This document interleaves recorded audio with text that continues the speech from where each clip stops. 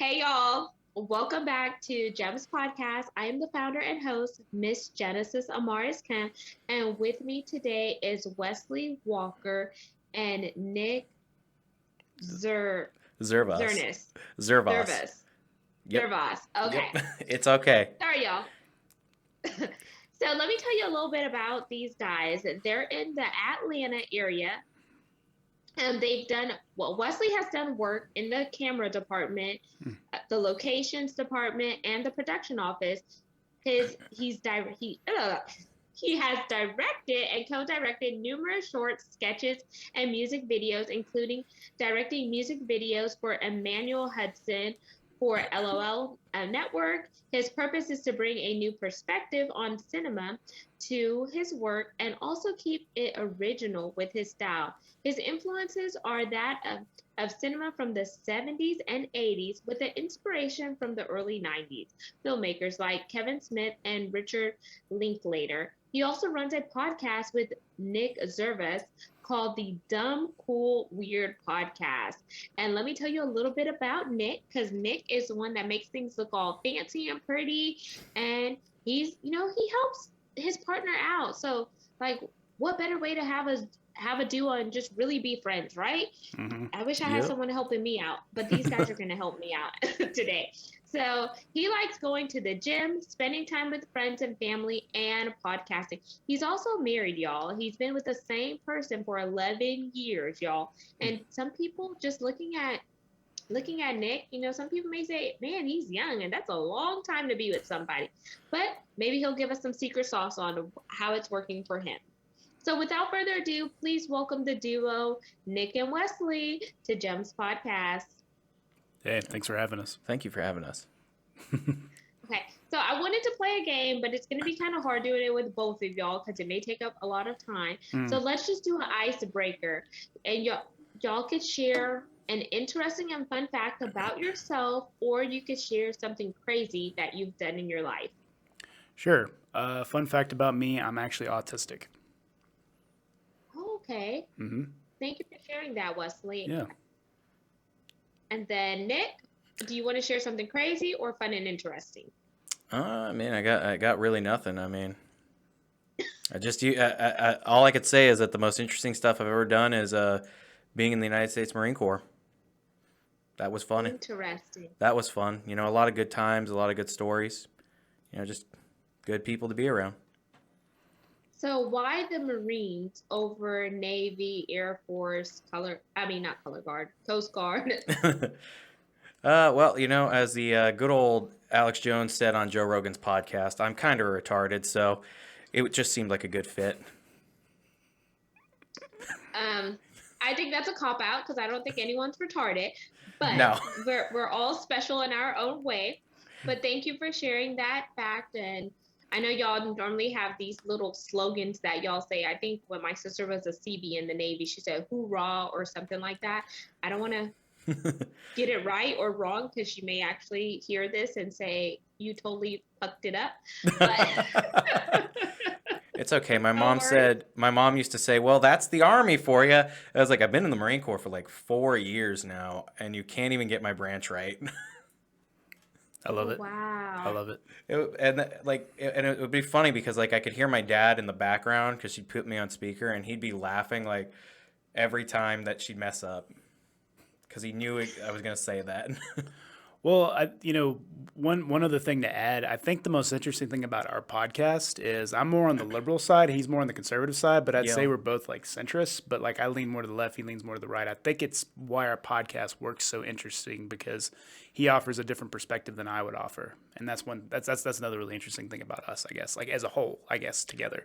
We rekindled our friendship when I got immediately after I got out. So it was like we didn't speak to each other as frequently when I was in, so it was nice to like get back. It was like we just randomly started talking on the phone, and we're like, we should make this a podcast. This sounds like good podcast material, and it went from there. Yeah, it kind of took off. So.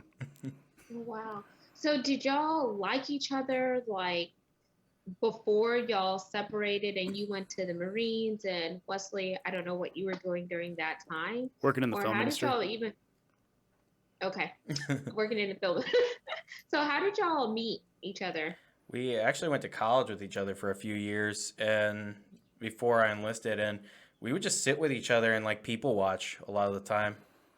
Yeah, at lunch we would I'd be in between classes, he'd be in between classes, me and him would just sit there and talk, and we would just look at some of the people walking around, and he would just be like, "Look at these people." Well, I think I was a little bit harsher. I was like, "Look at those nerds playing Yu-Gi-Oh." Yeah. Yeah, he could be pretty mean. I'm a little I can be a little rude at times. Wes has to hold me back, I guess you could say. Yeah, I try to reel him in. So, but then again, I mean, then I go on and talk about professional wrestling and that sounds weird to outsiders. So I completely does to me. understand. It did to me. We did a whole episode on wrestling, and I was just like confused the whole time. Really? I used to like wrestling. WWE SmackDown, man. Yep. I used to watch with my brother. Never got into it. You know, Gotta miss the boat. It was just one of those things. You either like it or you don't. But I respect it. I mean, it's like any other fandom out there. People like it, you know. I get it. One of my friends said I cosplay wrestlers. Oh, that's interesting. And I had no idea what cosplay was until like earlier this year, whenever a lady told me that that's what she did, and she showed me a picture of how she dressed up and all this stuff, and I was like, interesting. And then I was like, oh, so do you like Comic-Con or Comic Palooza or something like that, or where do you go?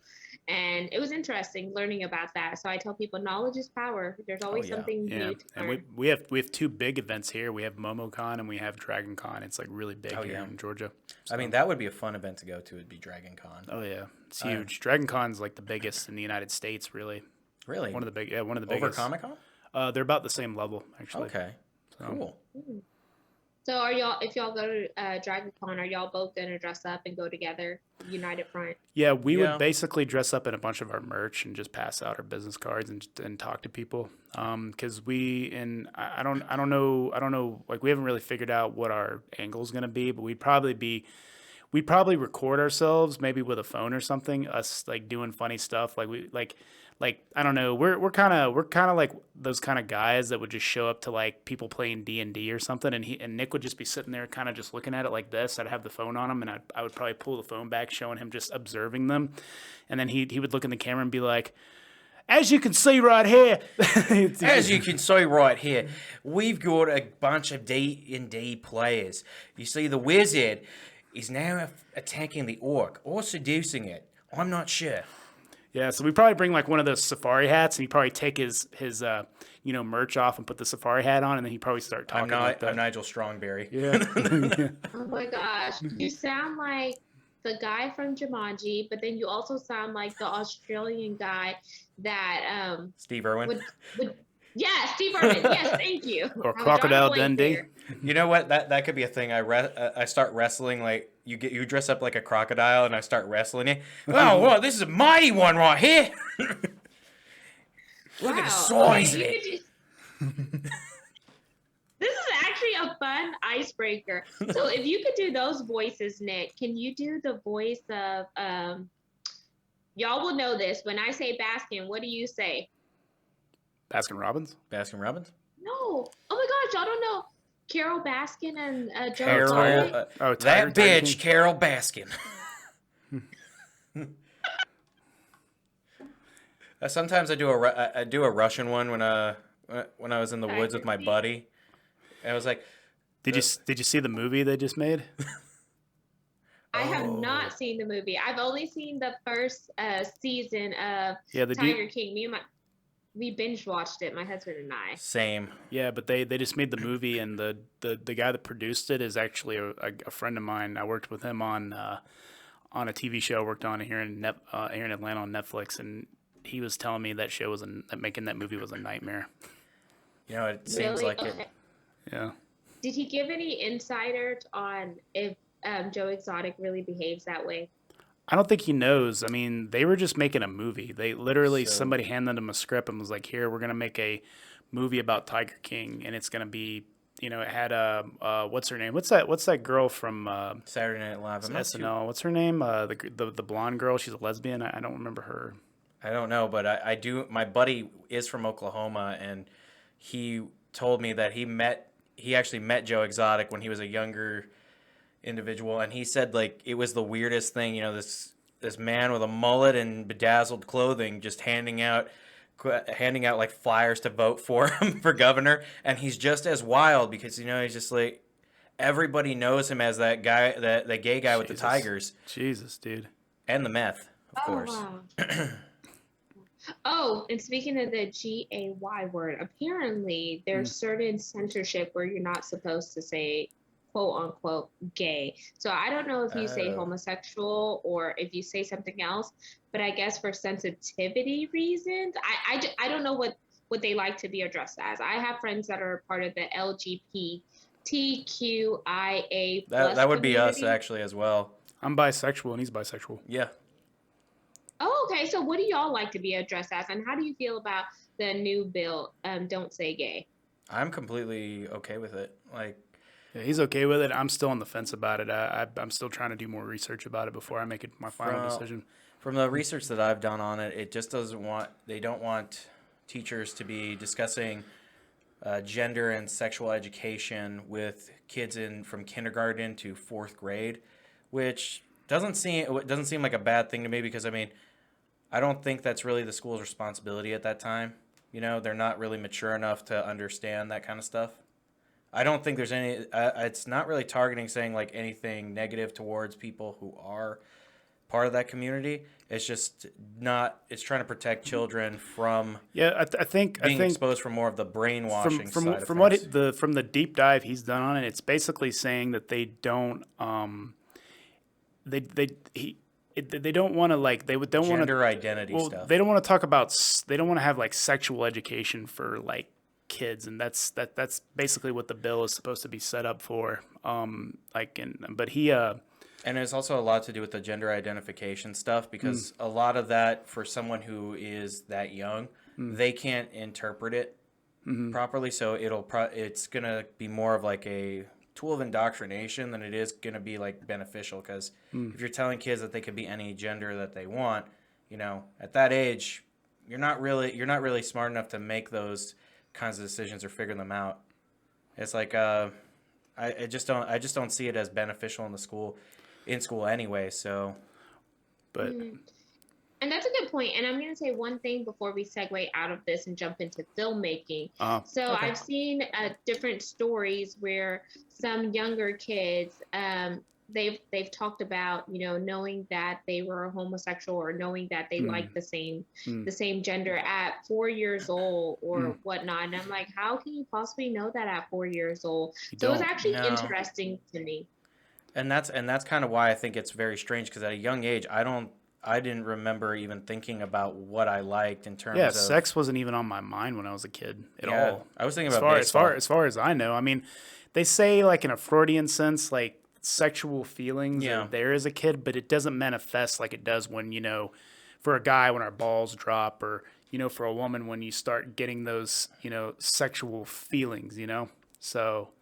I really didn't start having sexual feelings myself until I was like 11 or 12, Yeah, that's right around where I was. And then I didn't start thinking about like liking guys until I was actually a little older. Yeah, I was like 14 or 15 when I figured out, because, I was at 16. I hope it's okay to say this on your podcast, but my first experience with sexual contact was with a guy, not a girl.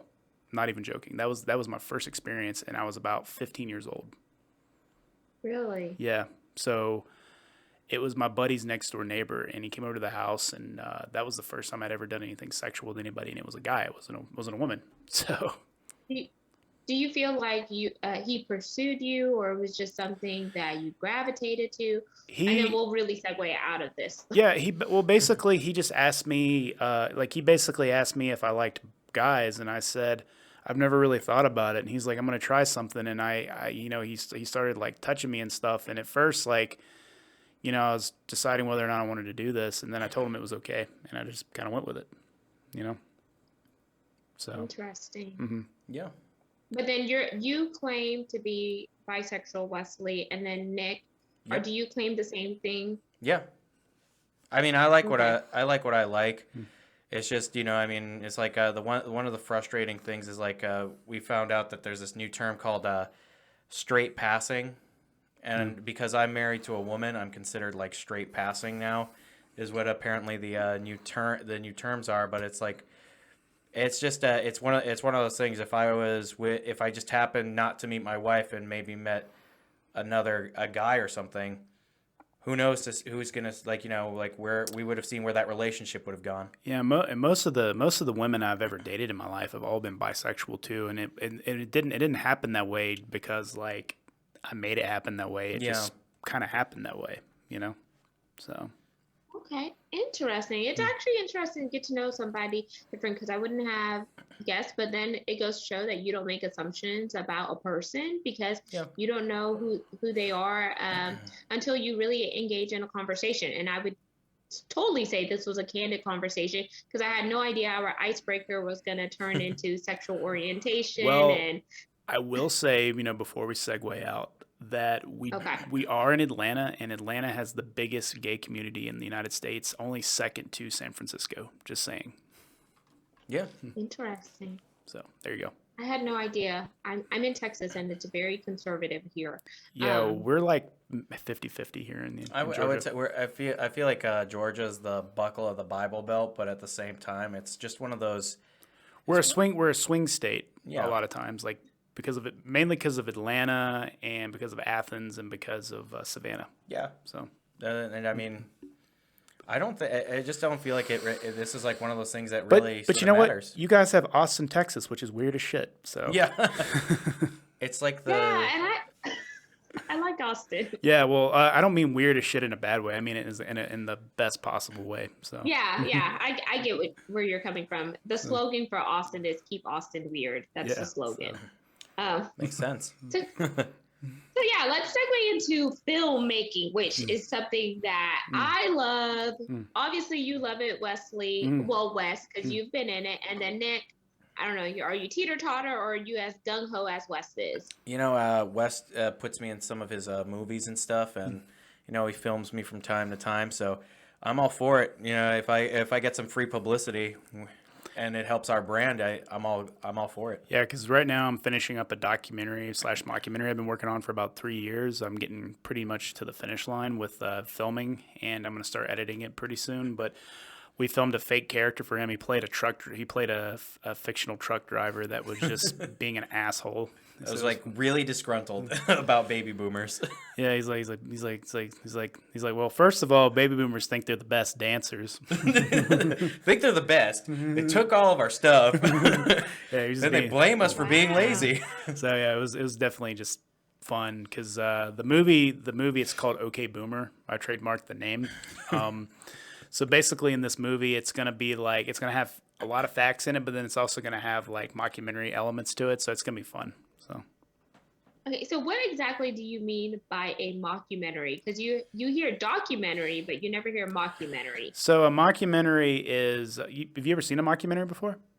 No. So Spinal Tap is one of the most famous mockumentaries of all time, and it's basically you watch it. A mockumentary is basically you're watching a documentary and you think that you're watching a serious documentary, but then as you start watching it more and more, you're like, something seems kind of off about this. And then it turns out it's actually just a parody of a documentary. It's basically presented as fact in a documentary, but it's really just one big joke, and it's just for fun. It ends up being more of a fictional thing. And that's what Spinal Tap was. Spinal Tap was actually a fake band, and this mockumentary about them was supposed to be their coming to fame. Basically, one of my favorite mockumentaries of all time would probably be not Spinal Tap. I'm trying to think of my favorite mockumentary. Probably no, can't think of one off the top of my head. You know what? I think the only one that I've really watched is Spinal Tap. But, really? But there used to be I think there's still a show called Documentary Now, which is a series of mockumentaries. Yeah. Okay. And, so then another question. Oh, sorry. Wait, go ahead, Nick. Oh, no. I didn't actually have anything. Sorry. So I want to ask this question. Wes, what really made you get into film writing? Was it a passion of yours, or just something that you fell into? So growing up, my grandmother, who was actually not even from this country, she moved here from Ireland when she was about 6 or 7 years old on a ship. Gilligan's Island board a tiny ship. Yep. And so she came over here, and she landed in Staten Island. And basically, one of her dreams growing up is she wanted to be an actress in the film industry, because that's all she heard about growing up, is how cool the movies were. Yeah.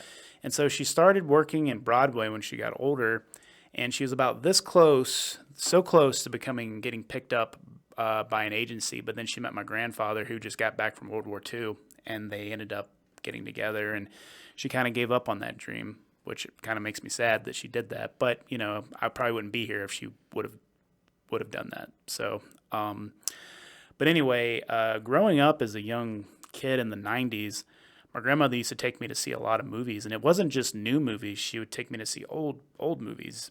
And one that comes to mind that she showed me was one called Breakfast at Tiffany's with Audrey Hepburn, which is a really, really good one. She showed me some blaxploitation films from the 70s, which I really, really liked. One of them was Superfly. I really liked the original, like, Foxy Brown from back in the day. I know another one called Afro Ninja, which is a really good one. Just different like movies from different periods in cinema. Another one I watched was Bonnie and Clyde. Another one I watched was The Graduate. I watched a lot of film noir from the 40s. My grandfather would watch those with me. But to get back to my grandmother, what she did is I would watch these movies with her, and she would talk about how she really wanted to do these sorts of things. And then, I don't know, I just started getting really into watching movies and television. And then I was just like, you know what, like in the back of my mind when I was a little kid, I was like, I kind of want to do these things. So I found myself going to my dad's closet, and he had an old school tape recorder, you know, a video recorder, you know, like a camcorder from like 1991, 92. And I was like 7 or 8 years old, so I'd go in his closet, and I pulled it out, and I tried to use it, and my dad snatched it away from me, and he was like, "What are you doing touching that?" And I'm like, "I want to play with it." And my dad was like, "No, you can't have that. Don't touch that." And I'm like, "Oh, okay." And so when somebody tells me I can't do something, it makes me want to do it even more. So my mother ended up getting a little camcorder, and I started playing with that a little bit more and more, and I started shooting little sketch comedy things with my buddies in like middle school and high school. And when I was originally going to college, to be an engineer. I wanted to do bioengineering. That's what I thought I wanted to do. I wanted to get into the emerging field of organ cloning and organ growing, because I thought that was a very interesting thing. Interesting. So instead, I switched my major to communications, and I started doing filmmaking again. And I got started really doing movies again back in like 2010 is when I started shooting again. And then the rest is kind of history. I kind of, you know, graduated from college, went into doing like, you know, day playing on different shows and stuff, commercials, industrial stuff, and kind of figured out what I wanted to do. And then I landed my first like big job working on The Haunting of Hill House back in 2016. That was the one where I wasn't day playing anymore. I was actually hired for the entire show. And we worked on that for about an hour. I mean, not an hour, like a year and 3 months, something like that. And after that, I started working on a ton of stuff. But, you know, before that, I actually worked on Tyler Perry's movie, Boo, that Halloween movie he did. Oh, that movie is hilarious. I love that movie. I could watch it over and over. It wasn't hilarious making it, though. It was a lot of work. We shot that movie in 2 weeks. Wow. Really? Where did y'all shoot the movie? East Point, Atlanta. So we shot it, most of it. Yeah. Nice. Okay. So that's where Tyler's studio is. And I was originally just a set PA, and then they wanted me, they needed me like later on in the week, on one of the weeks, because we were like in our last week, and there was a scene where Tyler Perry and that old lady that he works with is like running away from zombies. And so... Oh, is it Hattie? Yeah, whatever her name is. I'm sorry, I've never seen a Tyler Perry movie before, so... Oh, okay. No worries. It's just not my it's not the type of stuff I watch. But like I said, I was an alpha zombie. I had like full prosthetics, and I was one of the people in the front of the line chasing him. So if we had a clip right now of Tyler Perry getting chased by the zombies where he's like running, I could point you out where I'm at. But basically, that's what I did on that movie. I was a set PA and then also became an alpha zombie, which they paid me more money. They got like a bump for that. And actually, on that night of the shoot, I actually talked to Tyler Perry a good bit. I got to know him a little bit. So it's funny watching him talk in his regular voice, dressed up like Medea. It's really weird. So it's actually interesting. And now, Nick, I know you're not into filmmaking, but has what Wes done been an influence on you in any way? Oh yeah, a good bit. I just like to see how hard he works and everything. See a lot of the things that he puts together. It's just amazing, and honestly, I would like to be a part of more of his productions. Yeah, it's like Okay. I put like I probably work like 60 to 70 hours a week sometimes. I work a lot. Yesterday, for instance, I didn't stop working until like 12:30, 1 o'clock in the morning. I just, Wow. it's nonstop work because I'm doing the stuff for the podcast, but then I'm also trying to figure out what the next move is going to be for projects I'm trying to do. And I work with a lot of different people.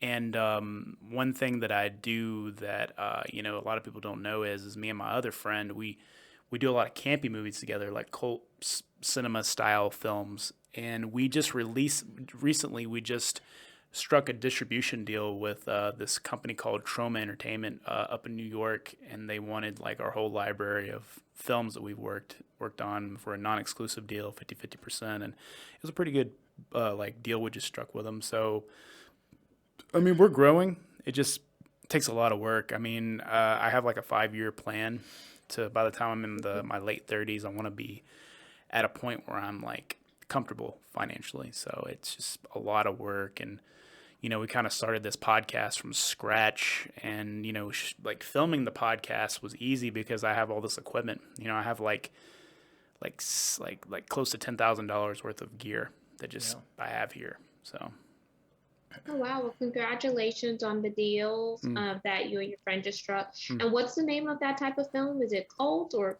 so cut or? so it's the term is campy or cult cinema. It's basically just really over the top, ridiculous movies. They can be from any genre. Think of like what's a really famous campy movie that we could probably name off for her? I don't know. Like, you ever heard of Killer Clowns from Outer Space? Oh man, yeah, No. that's a weird one. That's a weird one. Another one would be like What about the Ernest movies? the Ernest movies are really campy. Ernest Goes to Jail. Ernest Goes to Camp. Those are really Oh, campy. I think I've seen those. Like those are like, are they from the 90s? Yeah. Yes. So campy, Okay, yeah. all campy means is it's obviously not a big budget Hollywood movie, but it has a lot of soul and it's fun. Yeah, like the Ernest movies. Like the Ernest movies, yeah. So then another wild card question, because I heard Nick says he would like to get more involved in your world and be on some movies. So are you creating another movie or project where you will integrate Nick and some of the creativity and the skills that he brings to the table?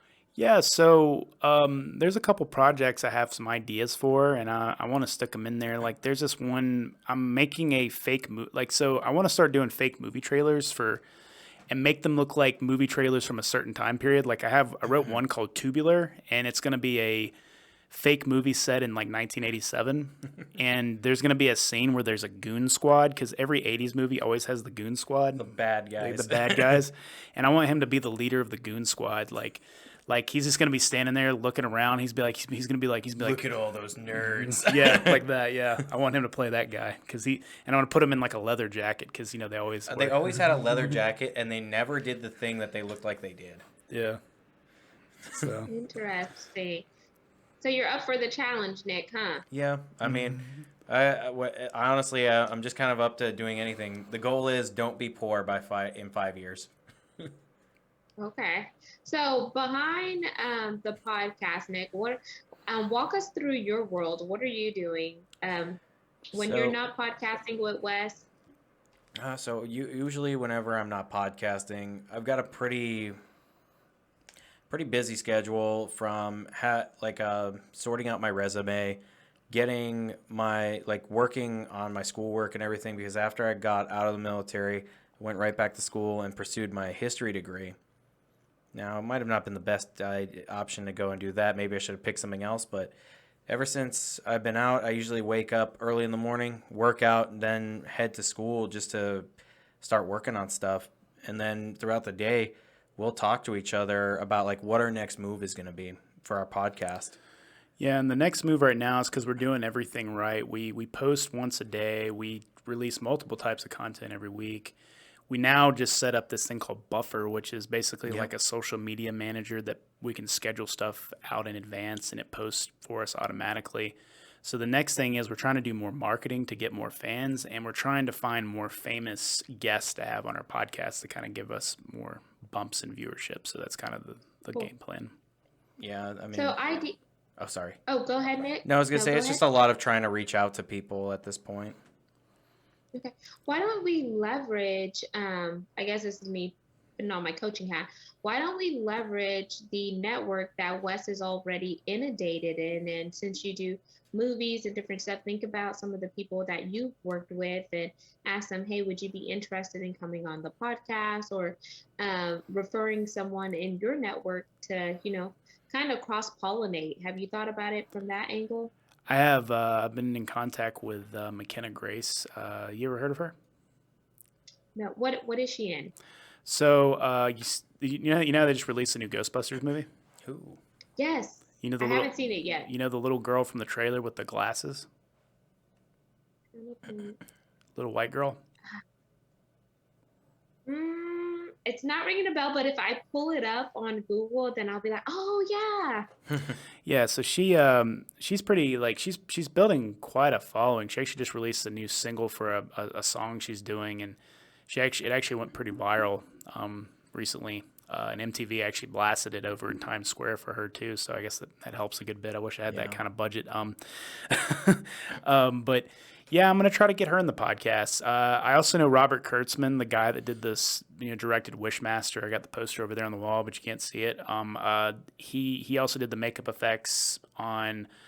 You ever seen that movie From Dusk Till Dawn? Oh, that's a great movie.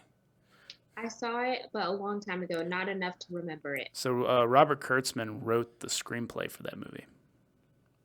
Oh, that would be super cool to have him on the podcast. Then. Yeah.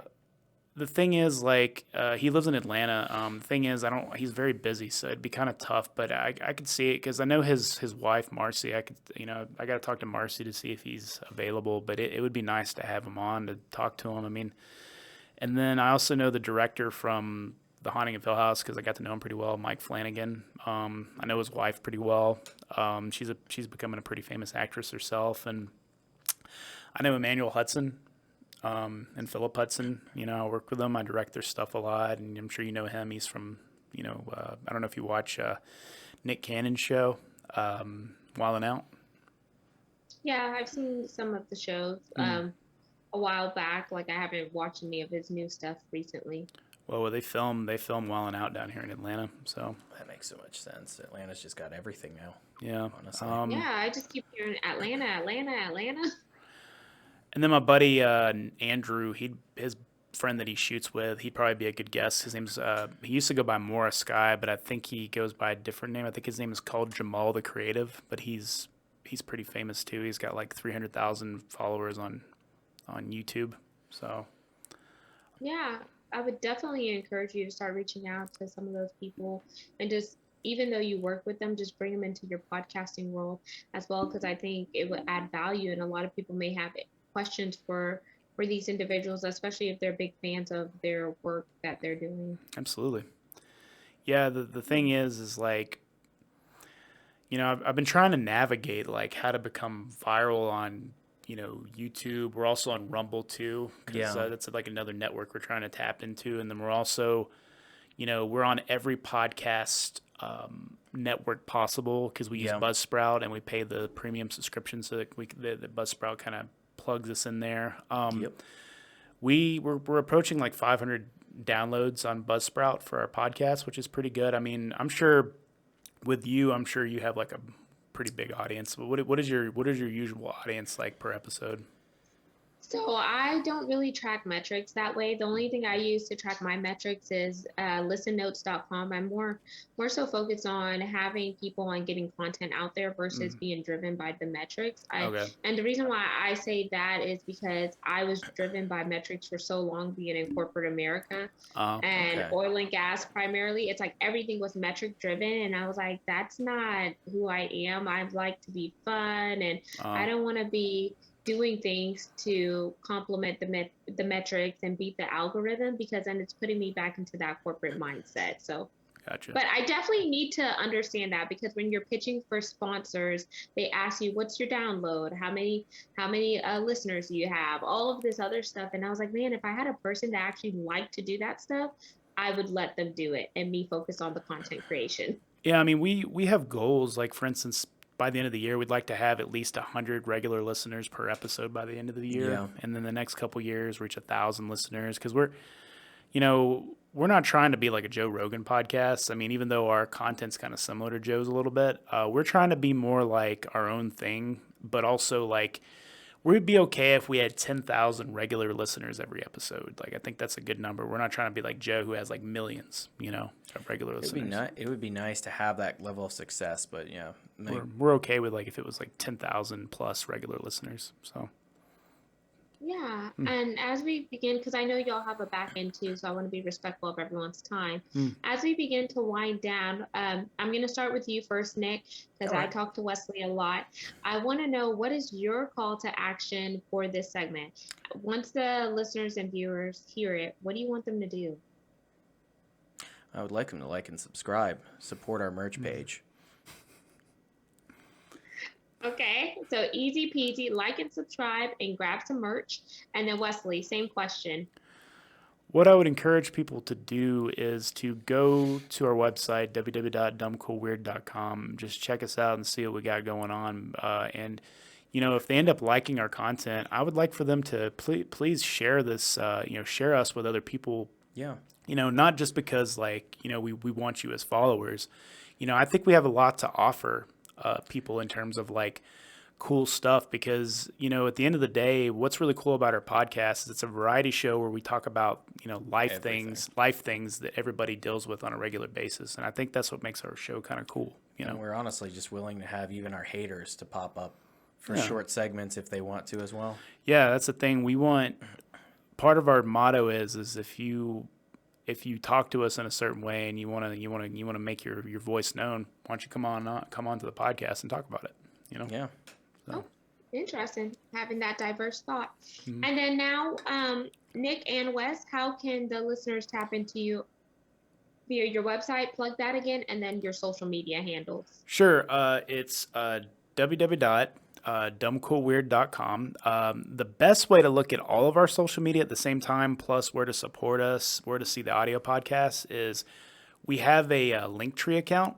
You just go on Linktree, and I think it's www.linktree.com/dumbcoolweird, or it's either dumbcoolweird or dumbcoolweird podcast.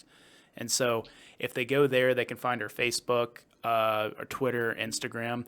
But if they really just want to find us, it's pretty easy to find us. You basically just type in Dumb Cool Weird on, Facebook, YouTube, Instagram, Twitter, and we're going to pop up. And if you see a logo with two dudes with sunglasses on, that's us. So Awesome. So there you have it, listeners and viewers of Gems Podcast. We just heard Nick and Wesley with Dumb Cool Weird Podcast. All of their contact information will be in the show notes, so I'll link that link tree there. And I want to encourage you to just head on over and support another podcaster, another creative, or someone that's in the space of putting out amazing content, and let them know what you like, what you don't like, and etc. Make sure you subscribe and share the segment. We're on 40+ platforms. You could also see video components at YouTube, which is Gems with Genesis Amaris Kemp. And lastly but not least, we are currently looking for sponsors for Gems Podcast, where we are currently ranked in the top 3% globally out of 2.8 million podcasts per www.listennotes.com. So head on over to genesisamariskamp.net. Click on the drop down and select the podcast tab, and you can find out more info there. Until next time, peace. love, and lots of blessings. Have yourself an amazing day.